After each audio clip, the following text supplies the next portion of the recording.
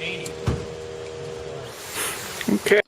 David, I'm going to compare your stroke to Tiger Woods, who's considered one of the best putters on tour, if not of all time. Setup looks pretty good. Feet are comfortably underneath you. I like your posture. Tiger maybe has his elbows tucked in a little bit more than you do, but no big deal. Tiger has a reverse overlap grip. I believe at this time you were using your full swing grip, which I believe was interlocking. I may have been overlapping, but not reverse overlapping.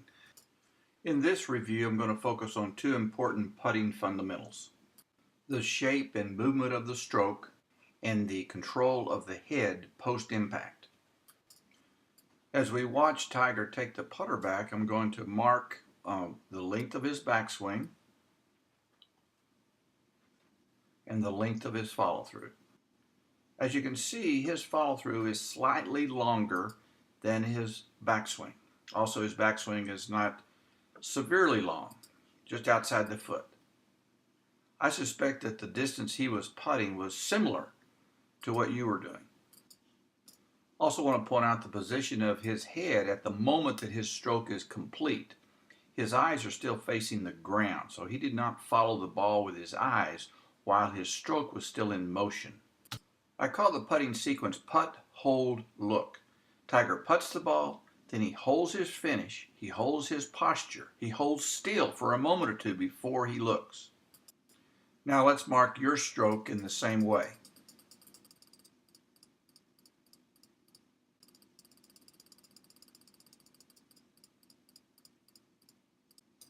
The first characteristic about your stroke is that it's extremely long. The length of your backswing and follow through would be longer than any pro on tour for the same putt you were trying to hit. The power of your stroke is almost totally dependent on gravity, the force of gravity, and you don't add anything to that with your own effort. And that requires extremely long swings. But this will frequently lead to deceleration. Your subconscious partner is going to try to do what you want it to do, but it also knows that you want to stop the ball in next to the hole and have good speed control. But if your subconscious partner senses that the power of gravity on a particular stroke is going to give it too much force, it will protect you and decelerate the stroke in hopes to stop the ball next to the hole. You had mentioned that you're trying to find the right grip pressure for a good putting stroke, and I think you've gotten it maybe too light because that was the only way you could let gravity be in control. So you're going to have maybe a little more grip pressure so you have some control. The second thing I want to talk about is your head control during the follow-through. Right at impact, your eyes are on the ball and down, but you immediately start pivoting your head and eyes to watch the ball roll to your target. And what I want you to do is to continue your focus down to the ground until you complete your stroke.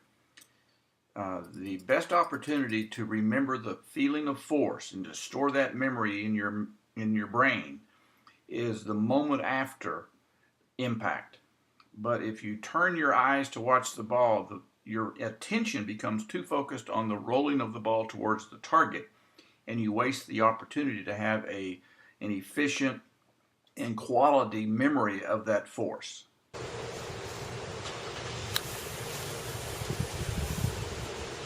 Where's the speed coming from? Where am I generating it? The speed is coming from rocking the shoulders, and the muscles that rock the shoulders can provide more or less speed. Okay. I want you to pick it to here and then have a sense of smoothness, but a sense of power. So I want your follow through to be longer. Mm-hmm. Short, long with your stroke. Short, long. After working on this a while, you developed a very good pro-like stroke shape, in that you were short, long, and you kept your eyes down. Very good.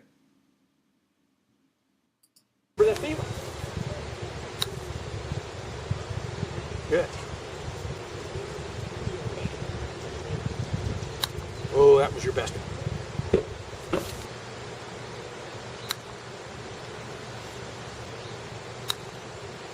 Good. Good.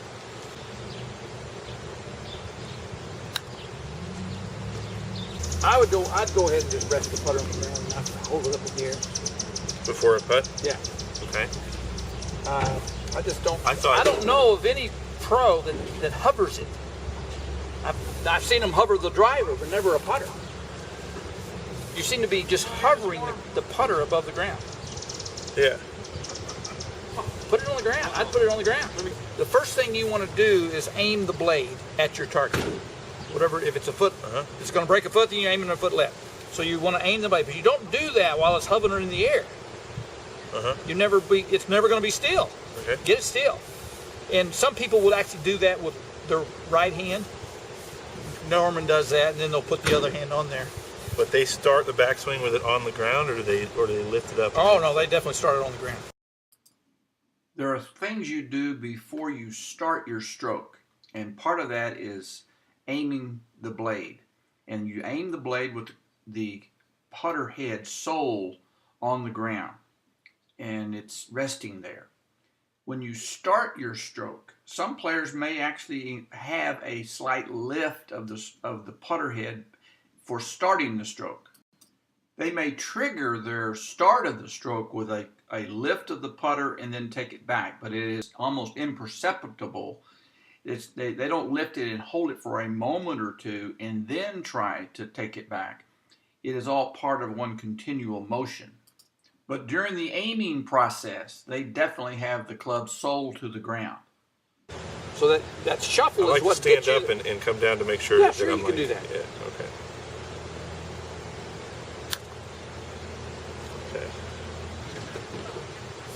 Let me see your stroke that you're comfortable with for this hole.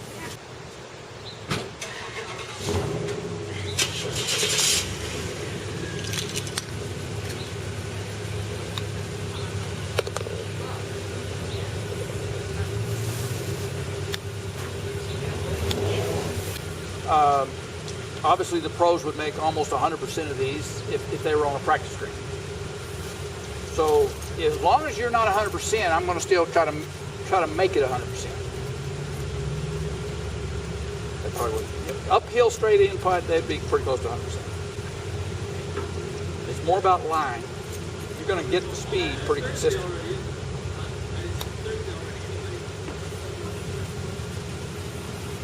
Should have listened for the ball to go in the hole this time. Yeah. It was much more positive stroke. Wasn't a dead hit. You sometimes you come in and your putter just looks like it's dead. Yeah. It's not. That second one was certainly the best of the three. Not just because it went in. It was if we had machines here measuring club head speed, you had more club head speed. The ratio of speed back, speed through, had more contrast than the other two putts. That's the one I want. There's no hesitation, not guiding, going through the ball, not at the ball. And I don't mind the lift, the up and down.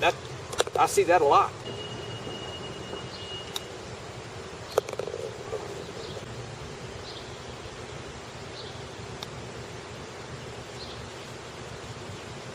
So I want you to have enough speed that you take the break out of it.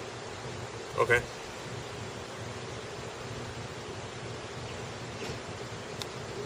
Okay, good. I don't want the ball to hit either stick. It's just go right down the line, stroking everything.